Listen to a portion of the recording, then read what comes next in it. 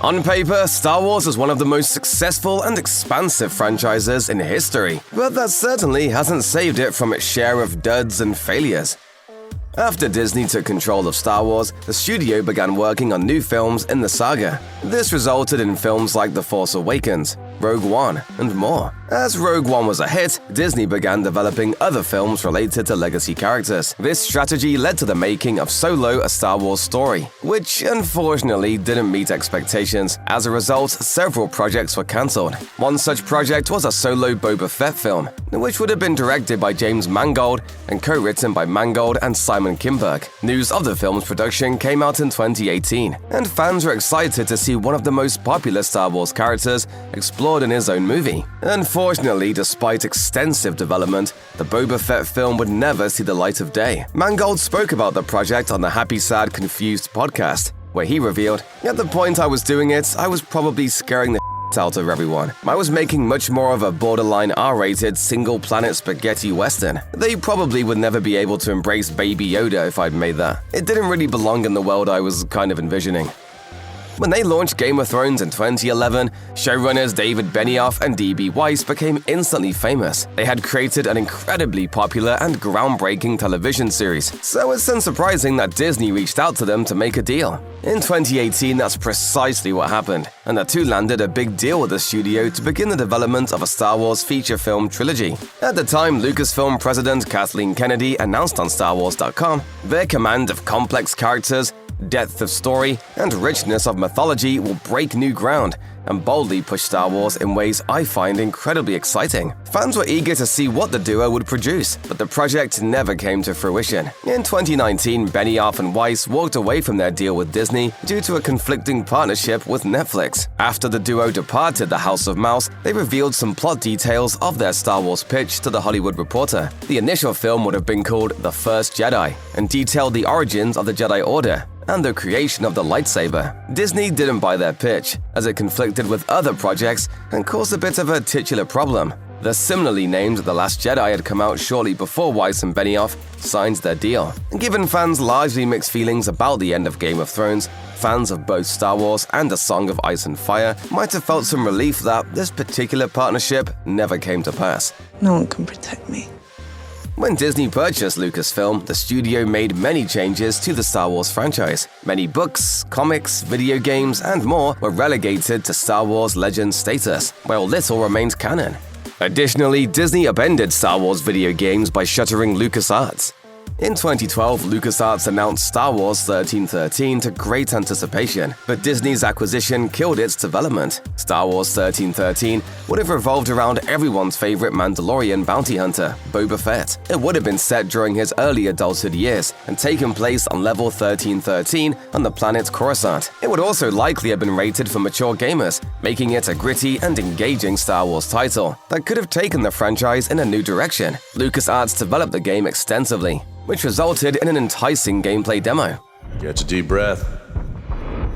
It'll be the last fresh air you'll get for a while. The demo featured cinematics, voice acting, and more, but Disney killed it nonetheless. The game would have gone in a different narrative direction than what Disney wanted to do, so it was put on hold before being permanently shelved. Even though it's relatively dated by today's graphic standards, there's room for development should Disney decide to delve back into the world of 1313. While Disney released The Rise of Skywalker as the 9th movie in the Skywalker saga, it wasn't the studio's first plan for the film. Initially, Disney hired Colin Trevorrow to direct the film and co-write the script alongside Derek Connolly. The duo wrote Duel of the Fates in 2016, and it was considered by those who read it to be dark and bold. Meanwhile, The Rise of Skywalker showed Disney's lack of planning, leaving loose plot threads while creating massive plot holes and receiving much scorn from fans. Had Disney produced Duel of the Fates as written, there's a good chance the fans wouldn't have negatively received the Skywalker saga's finale. The script leaked online in 2020, revealing a more nuanced and deliberate narrative without tons of loose plot threads and infamous lines of dialogue. Somehow Palpatine returned. Ultimately, Disney passed on Trevorrow's vision of Episode 9. Some elements of Duel of the Fates made it into The Rise of Skywalker, but only tangentially, leaving the vast majority of the script's concepts, themes, and characters undeveloped. Trevorrow left his Disney contract in 2017, and the studio hired J.J. Abrams, who developed The Rise of Skywalker alongside Chris Terrio. Since the release of A New Hope in 1977, there have been over 100 Star Wars video games, pinball games, and other interactive products. While everyone has their favorites, one of the best of all time is 2003's Knights of the Old Republic and its 2004 sequel. Those games are set in the Old Republic, an era first seen in a comic series a few years prior, and the mechanics were heavily based on the popular role-playing game Dungeons & Dragons. The games were incredibly popular, resulting in the development of Knights of the Old Republic 3, which would have concluded the story of its predecessors. The team working on the game did a great deal of development, including fleshing out its environment, characters, quests, items, and a narrative. Unfortunately, LucasArts killed development for an unspecified reason, and all plans for a third title came to an unfulfilling conclusion. But the franchise survived. The Old Republic was released in 2011, and players flocked to it, enjoying jumping back into the same themes and settings, albeit in a completely different format. While it doesn't look like Knights 3 will ever see the light of day, the original game landed a remake announcement in 2021. The project jumped around before settling in at Saber Interactive, though further updates remain as elusive as the Sith. Disney's Star Wars themed park attraction Galaxy's Edge offers a variety of interactive experiences, including a workshop to build a lightsaber, a chance to fly the Millennium Falcon, and more. The park was also home to the Galactic Starcruiser, with the Star Wars-themed hotel boasting a simulated cruise through space amid a spectacular live-action choose-your-own-adventure story that guests immerse themselves in. Unfortunately, it was also ridiculously expensive and far too costly for the average fan. The specialized hotel limited guests to only 2 nights, and for 2 people, that ran around $4,800. Other packages included 2 adults and a child for $5,299 and 3 adults and a child for $5,999. While the hotel's unique experience may have warranted the high cost, spending thousands of dollars on a 2-night stay was outside the reach of most people. The high cost was likely due to the estimated $300 million Disney sunk into the 100-room venture, which lasted less than 2 years. In 2023, Disney shut the hotel's doors without an explanation. While the Star Wars aspects entertained fans, many found the accommodations unfitting for the price tag, with cramped quarters and windowless rooms to accommodate the spacecraft theme. Additionally, offering only one scenario likely limited guests' interest in returning. Of the plethora of Star Wars games released over the years, one of the most beloved is the Star Wars Battlefront series. The first 2 games, released in 2004 and 2005, were wildly popular, so a third entry was almost a foregone conclusion. The games thrust players into combat situations within the franchise's settings, while following a campaign narrative and multiplayer action. Development of Battlefront 3 began in secrecy, but shortly before it was finished, LucasArts pulled the plug. Michael Barclay worked on the game, and in April 2023, he posted on X, formerly known as Twitter, "I feel like it's been long enough now to come out and say Star Wars Battlefront 3 was gonna be legit incredible, and the fact it got cancelled 2 yards from the finish line is an absolute crime. Gamers don't know what they were robbed of." The game was 99% completed and required only bug fixing when LucasArts halted development. Sadly, the game will likely never be released, as the franchise moved on with a rebooted Battlefront in 2015. There's already been a sequel to that game, and by now, whatever development went into Battlefront 3 will be dated by today's standards. Ironically, a third entry in the rebooted Battlefront franchise may not be in the cards due to the disastrous debut of Battlefront 2.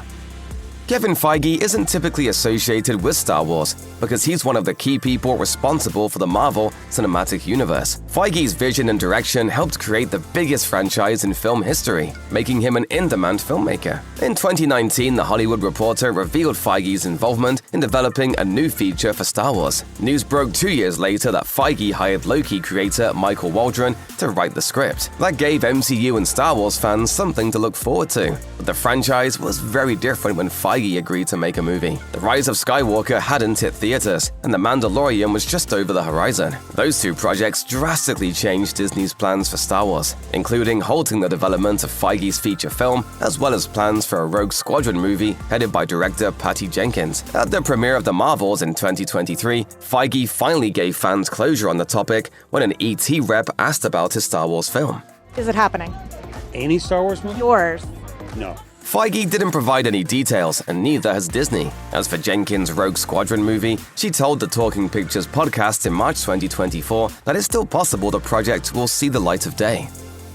Long before Disney unleashed its many live-action Star Wars series on Disney+, Star Wars Underworld was poised to dominate TV screens. George Lucas developed the show, revealing plans for it at 2005 Celebration 3, alongside an announcement related to the Clone Wars animated series. A great deal of effort went into the show's development, resulting in nearly 50 fully written scripts, though none were produced. Development of Underworld ended in 2010 due to budget constraints, and with Disney's purchase of Lucasfilm, it remained dead. Star Wars Underworld was set between Revenge of the Sith and A New Hope, offering numerous storylines featuring the franchise's many secondary characters that would have shown origin stories, filler tales, and backstories. One episode's plot ultimately became the basis for Star Wars Rogue One, so some semblance of the series survived, though very little entered into any production. After the show was abandoned, test footage and behind-the-scenes material leaked, indicating Underworld would have been spectacular but far too expensive to realize. While Underworld never manifested,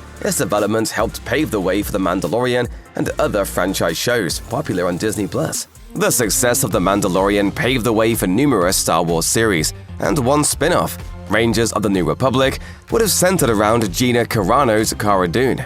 Sadly, details beyond that weren't made public, and Disney halted development in May 2021. The company had fired Carano in February of that year, only 2 months after announcing the project. Oh yeah? Why is that?